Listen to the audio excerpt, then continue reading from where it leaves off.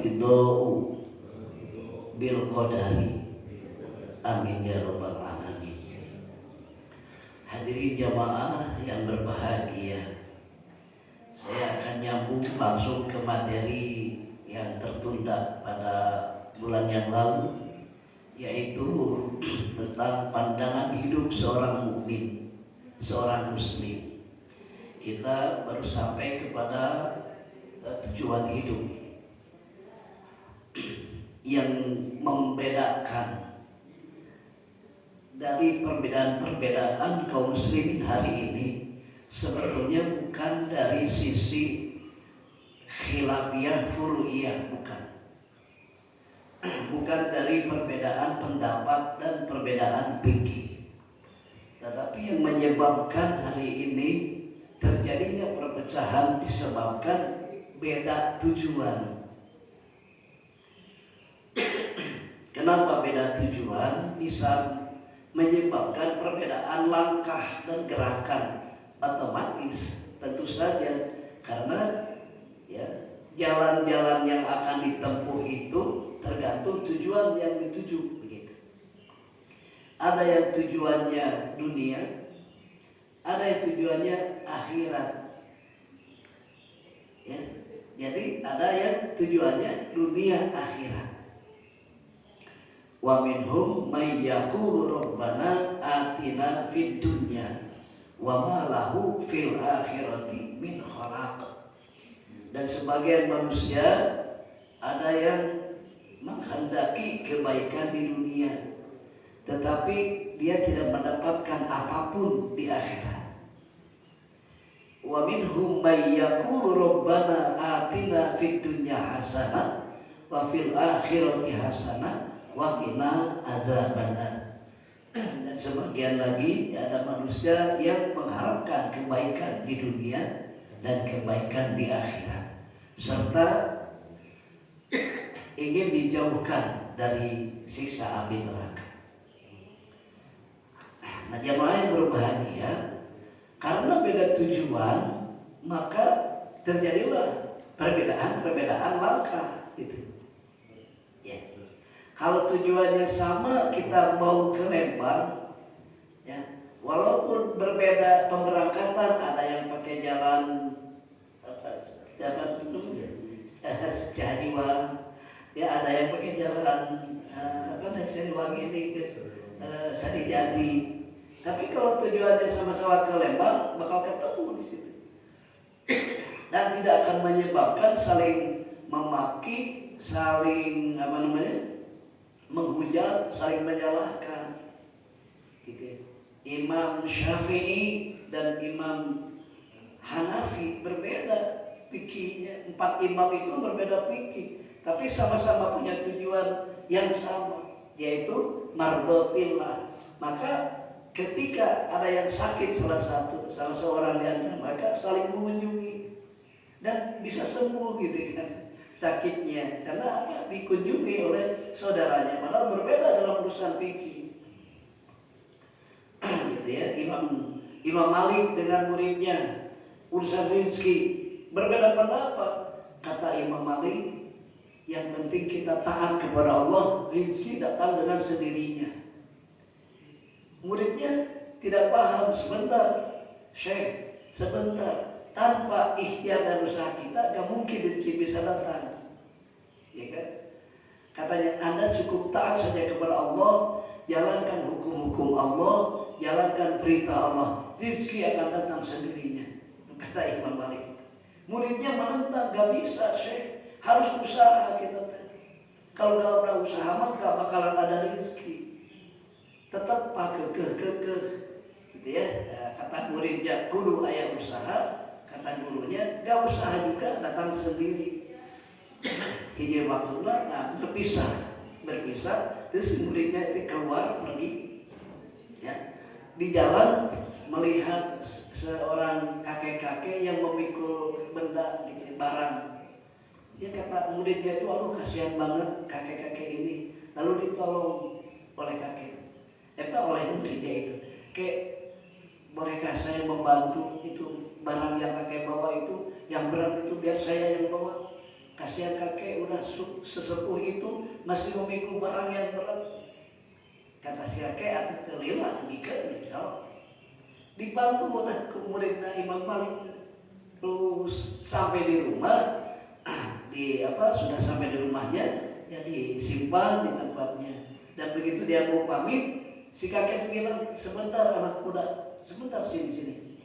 Izinkan kakek untuk memberi kebaikan kepada anak, beri kesempatan kakek untuk berbuat baik kepada engkau, karena engkau juga kakek beri kesempatan kebaikan dengan membawa bendera. Akhirnya ada apa kek? Sebentar. Lalu dia singkat ceritanya membawa beberapa orang malah dikeresekan tak anggur. Dia kasih anggur, ya. Kemudian ini ada sedikit rezeki buat engkau, ya kan? Karena engkau telah memberi kebaikan kepadaku, maka aku pun akan memberikan kebaikan kepadamu. Karena Allah mengatakan begitu katanya. Wa idza huyyitum bi tahiyyatin fa hayyu bi ahsana minha aw rudduha. Itu ada pakai dalil Al-Qur'an gitu. Ceritanya dapat dari situ berupa anggur.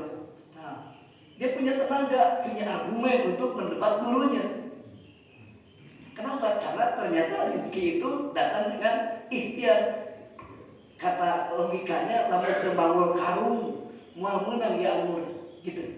Sehingga akhirnya si muridnya itu datang lagi ke gurunya, ke Imam Malik, sambil membawa anggur tadi, ingin menguatkan pendapat, ingin memberikan argumen bahwa rezeki itu harus diusahakan. Akhirnya ketuk salam, Assalamualaikum wahai Syekh, saya datang kembali untuk lebih menjelaskan tentang masalah rezeki itu.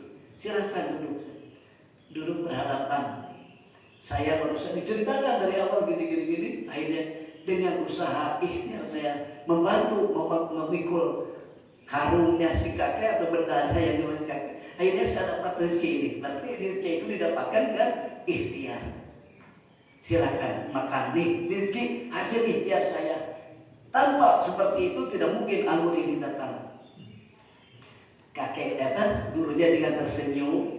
Masya Allah, Alhamdulillah. Ini harus turut bergembira. Alhamdulillah, dengan apa segala daya dan ikhtiarmu benar-benar Allah memberikan rezeki hari ini. Tapi dengan karunia Allah, saya belum kemana-mana, masih duduk di sini.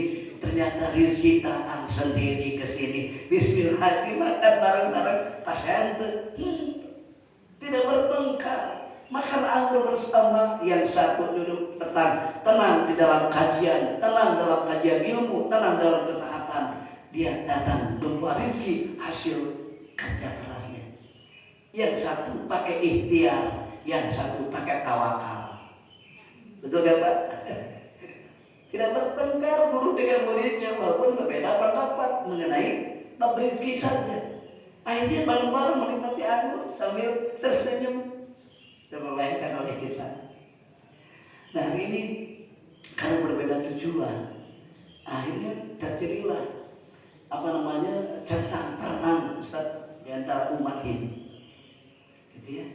Karena seperti terjadi kejadian seperti ini, akhirnya mudah masuk para provokator yang punya kepentingan, mudah masuk diadu domba. Sehingga yang satu dengan yang lain saling berantem. Ini kejadian yang ada hari ini, saat ini di tengah-tengah kehidupan kita, baik dalam berbangsa dan bernegara, bermasyarakat, maupun dalam kepribadian kita. Nah ini hati-hati. Karena itulah maka yang paling utama kita tentukan tujuan hidup kita. Di surat Al-Baqarah ayat 207 Allah Subhanahu wa taala berfirman, "A'udzubillahi minasyaitonirrajim. Wa minan nas may yashri nafsahu ibtigha'a mardatillah wallahu raufun bil ibad."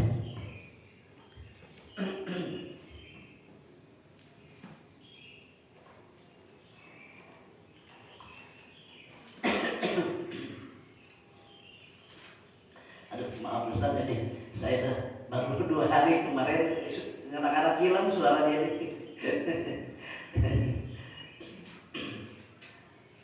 Jam 1 itu baru jam 1 malam saya baru nyampe rumah dari Garut ya. Dan istirahat sebentar. Alhamdulillah bisa sampai hari ini. Sudah ada di komplek kita ya. Baik, wa minan nasi, dan di antara manusia may yashri nafsahu tigoa, ada yang merelakan dirinya intigoa untuk mencari mardhatillahi, keridhaan Allah. Wallahu ra'ufun bil ibad, dan Allah Maha Pemurah kepada para hamba-hambanya. Ya. Nah, jadi kalau tujuannya mardhatillah, perbedaan-perbedaan yang ada itu pun akan diarahkan untuk mardhatillah, untuk ridho Allah. Tapi kalau di luar mardhatillah, maka bisa saja menghalalkan segala macam cara dengan cara-cara yang tidak halal, ya, bisa berbeda seperti itu. Nah, karena itulah maka tujuan yang utama di dalam pandangan hidup kita sebagai mukmin, sebagai muslim adalah mencari ridho Allah, mencari karunia Allah. Kalau tujuannya adalah Allah, maka yang lain akan jadi media-media untuk menyampaikan kepada tujuan utama. Ya. Dan juga segala daya ikhtiar kita akan diarahkan kepada tujuan kita. Ya. Nah, karena itulah maka tetapkan tujuan kita hari ini. Nah, itu tujuannya.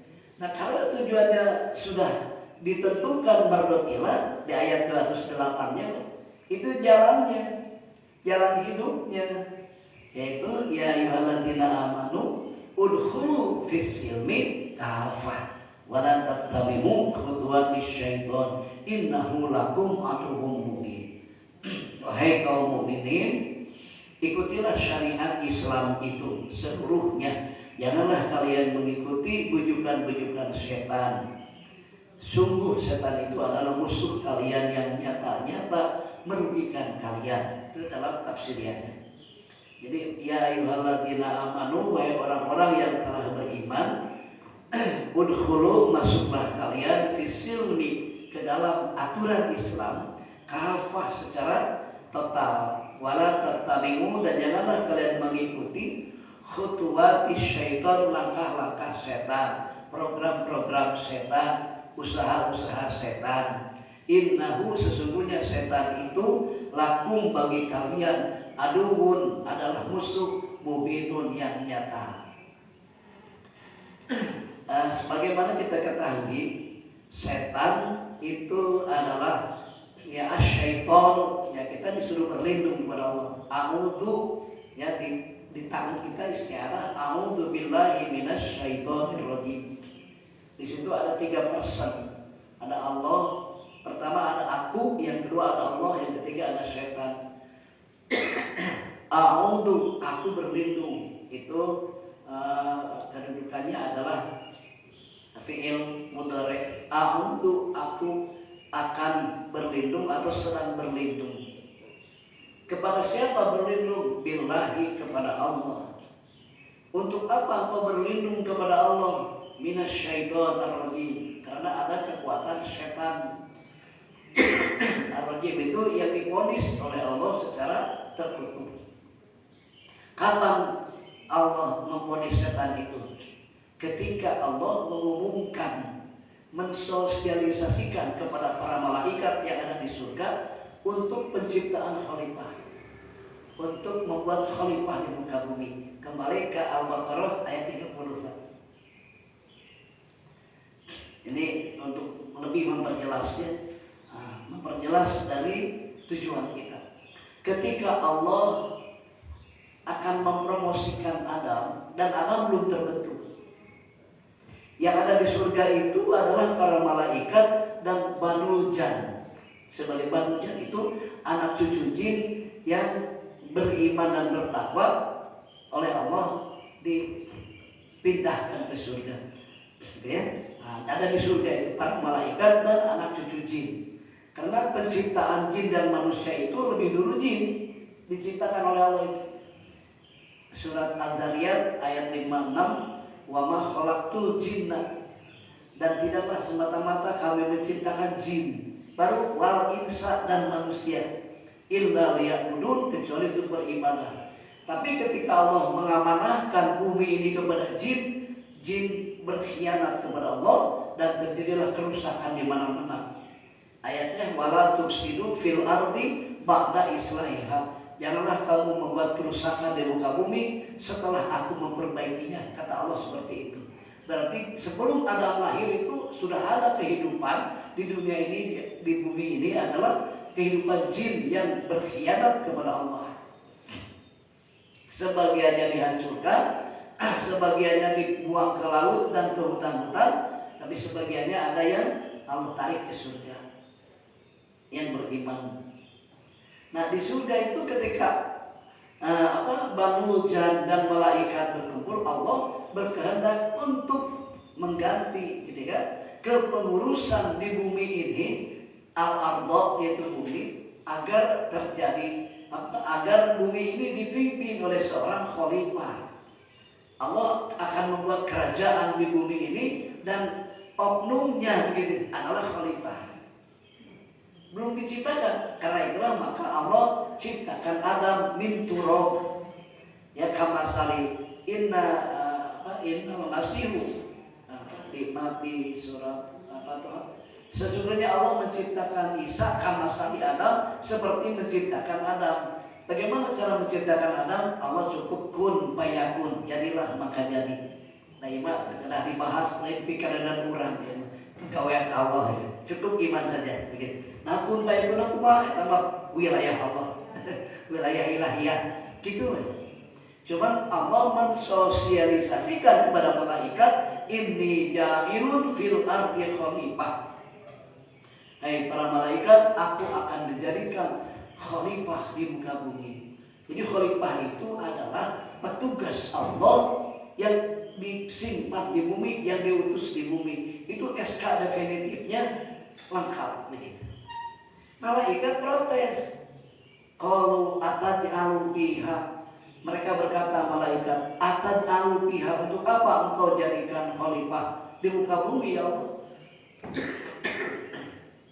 Man, yaitu manusia, orang yang yufsidu fiha, membuat kerusakan di muka bumi, wa yasfiku dima'a, dan akan saling menumpahkan darah-darah di muka bumi, saling membunuh.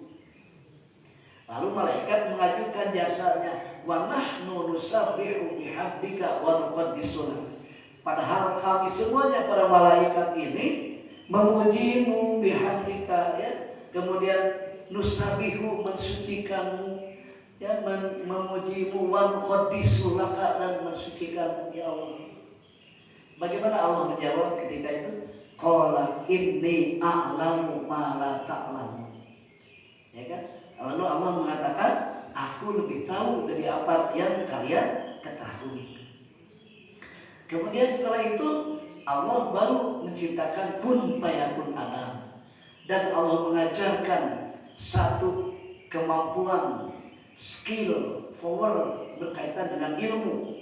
Dengan ayatnya disebutkan wa 'allama Adamal asma'a kullaha summa ardahu 'alal malaikati faqala ambiuni bi asma'i haula'i in kuntum shadiqin. Allah telah mengajarkan semua nama-nama benda kepada Adam. Nama-nama benda yang ada di bumi ini Allah ajarkan semuanya kepada Adam. Kemudian Allah tunjukkan benda-benda itu kepada malaikat, lalu berfirman, ambiuni bi asma'i haula'i in kuntum shadiqin. Hai para malaikat, tunjukkan kepadaku nama-nama benda-benda di bumi itu.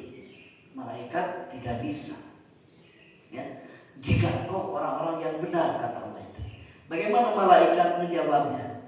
Ya, qalu subhanaka la ilma lana illa ma 'allamtana innaka antal alimul hakim. Malaikat semuanya mengatakan, maha suci engkau ya Allah, subhanaka, maha suci engkau ya Allah, la ilma lana, tidak ada ilmu bagi kami tentang ini, illa ma 'allamtana, kecuali apa-apa yang telah engkau ajarkan kepada kami. Innaka, sungguhnya engkau ya Allah, anta adalah, itu namanya penguat ya, sudah engkau lagi diulang-ulang kami.